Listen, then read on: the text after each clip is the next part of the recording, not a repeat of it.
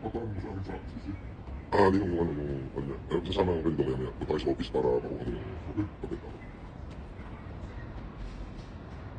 Okay, magandang araw. Nandito ako sa ano, kasama ko yung aking ninong, si Atty. Florencio Anjubas, ninong ko po yan.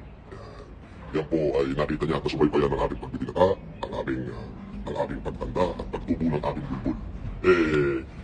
Noon po, nung ninong ko siya, ay buo pa yung buhok niya. Ay, ngayon ang buhok niya ubos na. Naubos na ako sa konsumisyon sa akin. Yan dami kong nanonood din, bago makaubos yung kapagado. 5,000 agad yung nanonood din, Ang bilis mo, 211,000 agad. Yun ang sabi ko sa'yo. Dami ako supporter ninong. Mahal nila ako. Ha? Noon pa ba? Oo nga, Okay, nakita mo ninong ngayon, ang dami mo. Yung mayaman challenge mo, bilang Ninong ay, ngayon pong abinse ngayong January 15, gusto ko lamang pong i-announce sa lahat po ng mga taga-Isabela. Okay? Pumunta po kayo sa Police Provincial Office sapagkat maglulunsad po ako ng mega humanitarian para sa ating mga kapulisan at sa kanilang independent dyan sa Police Provincial Office ng Isabela.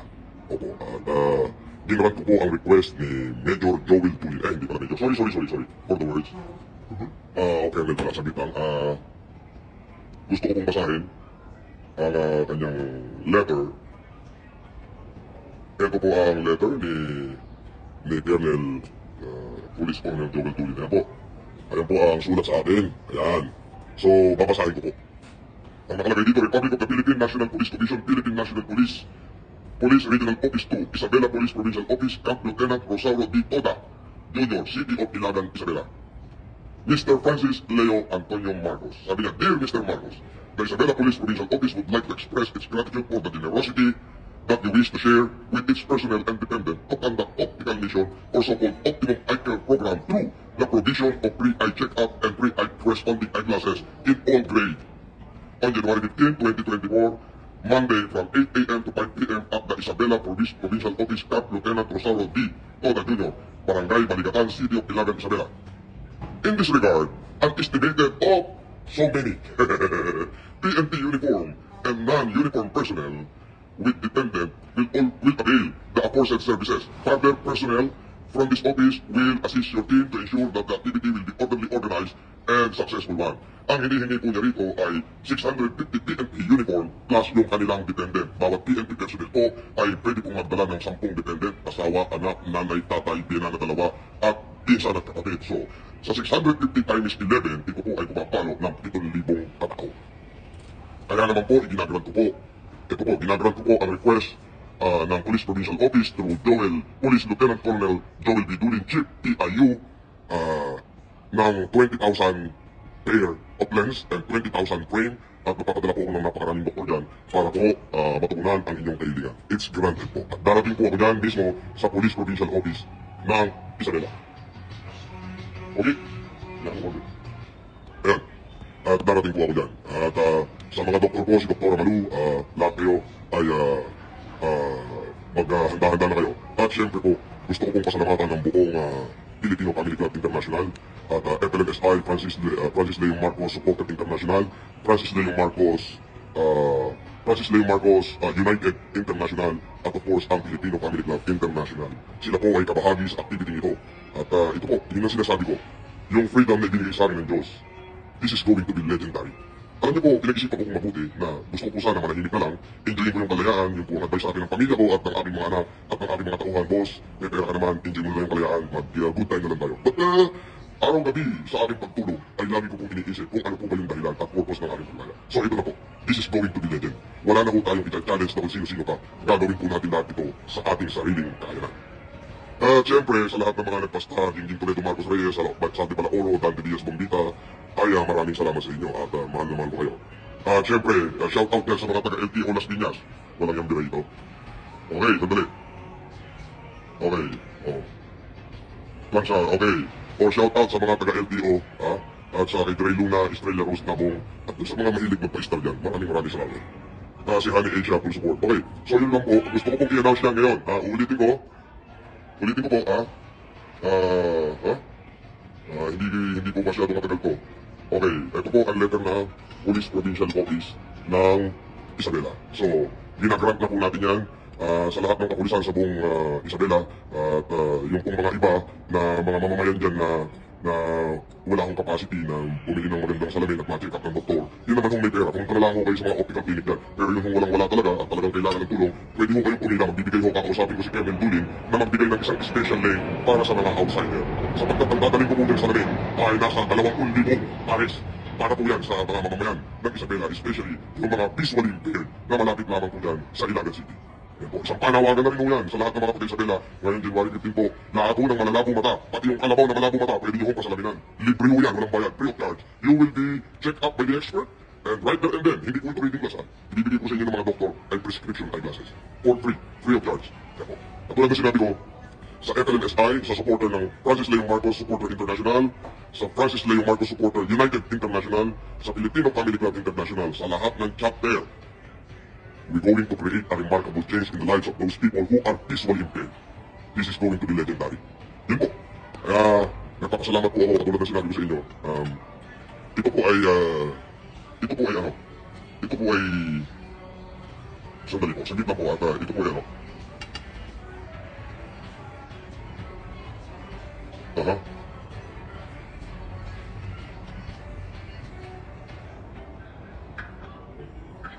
820 na manunod. O eh, kami ang pa-star nyo, magpapa-star din ako. Alam ka naman.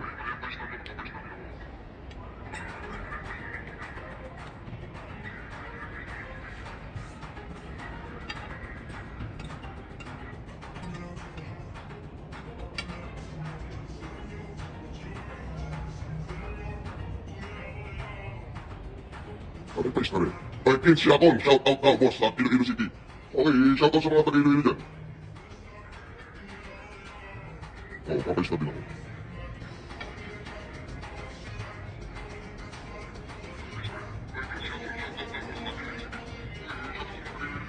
Kaya, kami di ako iloko kalay mo. O sarili ko yung nagpa-star ako sa libo ko. Baka sabihin eh, o yan, shout out sa sarili ko. Oh. At, Florida Horado. At Violet Tamayo. Oh. Ayan, at sa mga taga-Isabela, ulitin ko darating po ako dyan mismo ngayong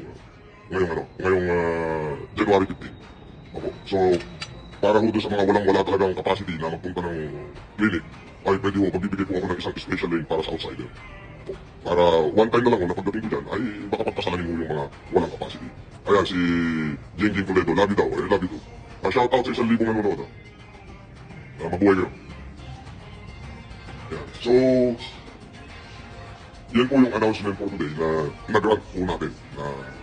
At siya nga pala sa Simay Descanso Foundation sa pangunguna ni Chinitita, Ma'am Chinitita Kabatingan. Ma'am, ito na po, everything is in order na po. At presence nyo na lamang po ang hinihintay doon sa Isabela sapagkat kayo po ang titindig dito sa organization, sa activity ninyo.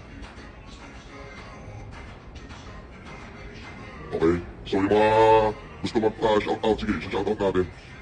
Dory Membrano, hello everyone, hi Boss FLM. Love from Dory Beauty Spot. Oh, yung Dory Beauty Spot, supportahan nyo na. At saka si Golden Sweet, okay? At saka siyempre si Perlita Albor, Eden Boneo, at Nilinam Sauga. Ha? Sabi ni Lolit Soriano, Sapare, shout out po sir, from Taguig City. Yes, shout out from Taguig. Lahat ng mga taga-Taguig. Jenny Ukay Mix, shout out po sa Isabela here. Ayan, o yung mga kamag-anak mo, Ma'am Jenny Ukay Mix, pwede kong pumunta ngayong kabinse dyan sa Police Provincial Office, ha? Hanapin niyo po si Lieutenant Colonel Joel B. Dulin, ha? Siya po ang magpapasilitate niyan. Maglalagay po tayo ng isang, sandali, ha? Tawagan ko si Joel Dulin.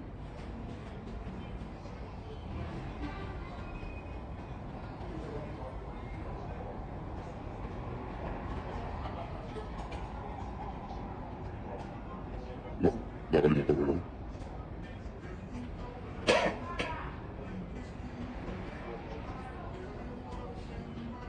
Yan.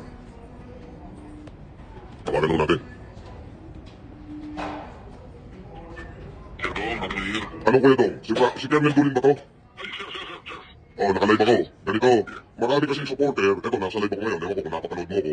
Na-announce ko na yung pagdating ng buong team dyan sa Police Provincial Office ngayong 15 at nagre-ready na ngayon yung mga doktora. Lahat.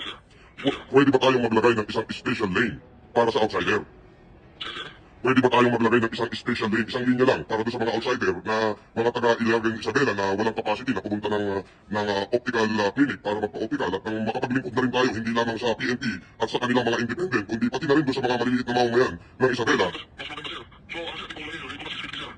Actually, nag-grant ako ng 20,000 pair of eyeglasses para dyan sa Police Provincial Office, including na rin yung mga mamamayan na walang-wala.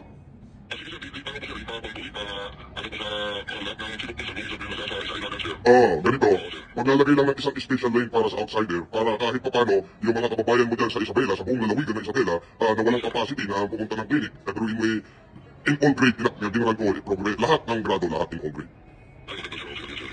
So, sige, yun na lang. Maraming salamat, Coronel, at inaasahan ko na...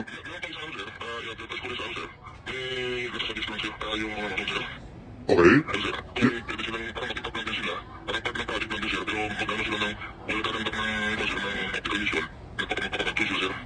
Walang problema. All organizations are welcome as long it is for humanitarian reason. Please tell them, everything is welcome as long it is for humanitarian reason. So, yun lang yung reason na tinawagan kita, Coronel, para lang magkaroon ng, kasi sa loob ng kampo gaganatin yan eh. It's intended for the police officer and the dependent. So, ngayon, nag-announce kasi ako na baka po pwede naman na yung mga kababayan natin mahihirap dyan sa Isabela, yung wala talagang capacity. Yung mga may capacity, I'll advise you to go to the optical clinic para makita yung mga clinic dyan sa Isabela. But dun ka walang-wala lang talaga, para makapagsilbi tayo sa taong bayan. Maraming salamat, Coronel, at magandang araw. Mabuhay ka. In behalf of the Filipino Family Club International, Francis De Marcos Supporter International, in behalf of FLNU, sa'yo, Coronel. Beautiful. So, ayan po mga kababayan na yung mga taga-Isabela po, doon po ngayon January 15 gaganapin ang isa sa pinakamalaking event dyan sa lalawigan ng Isabela. At yung pong mga kababayan natin walang-wala talaga, pwede po kayong pumunta dyan. Ayan po si Coronel na sinabi ko na dapat magkaroon tayo ng hindi lamang sa dependent ng mga pulis, kundi pati na rin doon sa mga mahihirap nating kababayan. Ayun po, ayan. Sabi ko nga, this is going to be legendary, diba? Pero wala na po tayong wala na tayong mga challenge dyan. Mahirap po mag-challenge. Baka makulong uli ako. Ay, 30 buwan nakulong eh. To be exactly nung 3 taon, 7 buwan, 6 na oras, 45 minuto at 36 segundo mula nung naitapak yung aking palabas ng BJP.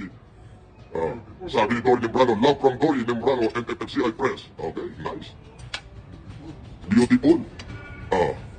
Jenny po kay Mix Up. Masaya at ka-sir. Alam niyo po, ay gusto ko sanang tuklin at tuparin kung ano man yung dahilan, yung purpose ko bilang tao. Talagang pang senador daw po kayo, sabi ni Patsky. Hindi ako magsisenador, ayaw na. Ayoko na, baka makulong na naman ako eh. Ayoko na. Mahirap kong makulong. Ewan ko na yung mga anak ko kung gusto, pero ako ayoko na ako. Yung mga anak ko nila ako, supportahan nyo paglaki nila. Pero ako po ay gusto ko nila ako makapaglingkod sa ating mga kababayan sa gana ng aking kakayahan. Okay na, mag-artista na lang ako. Artistahin naman mo eh. Si Norman at si Kulao, artistahin na. Beautiful. Ninong kawin ka muna. Ninong ko siya po, ni Florencio Antubas. Yes. Ninong ko yan, ay nakita ho niya ng aking, nakita ho niya ang aking pagsibol. Nakita niya yung pagtubo ng aking bulbol, ng pagtuli sa akin. Dati yung palago pa ho yung buhok niyan. Abay, ngayon, kung titignan mo ang buhok, wala na. Pakitabon. Pakitabon na yung ninong ko. So, ayan po, sa lahat ng ating mga kababayan dyan nasa Isabela. Ngayon pong 15 yan, ngayong 15 ng Enero. Darating po ako dyan. At doon po sa mga nag-message sa akin ng mga estudyante na nahingi ng laptop, I tried to catch me up there and show me the screenshot of our conversation so I could remember. Okay po. Ayan. Sabi ni Jindy Bones, good morning Sir Francis Leo Marcos, we love you, ingat ka palagi. Okay. Ayan. Ang dami nagpapa-star. Salamat po dyan sa nagpapa-star na to. Salamat kay Duyang ka na magiting. 1,000 star yan. Si Jenny Quinto, thank you. Tawa ng tawa si Jenny Quinto. Sabi niya, talagang pating-pating daw talaga yung ninong ko. Sabi, nakita ho niya ng aking pagsibol. Nakita niya ng aking pagyabong, nakita niya ng pagbibinata ko, ang pagtanda ko, pagtubo ng bulbul ko, pati pagtuli ko, nandun yan. Sabi niya, ang kunat pala ng balat mo, inaanak, kaya nahirapan yung doktor tutulit sa'yo. Sabi niya, kaya nga, medyo sungaw ng kaunti. Doris, Balingi. Okay.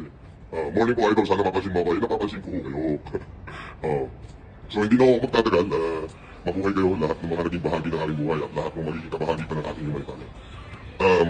Uulitin ko, meron akong isang salita na nais kong ibahagi. kung bakit mas minamatamis ko kung makasama yung mga ordinaryong tao. Opo. Sandali po. Alam niyo po ba na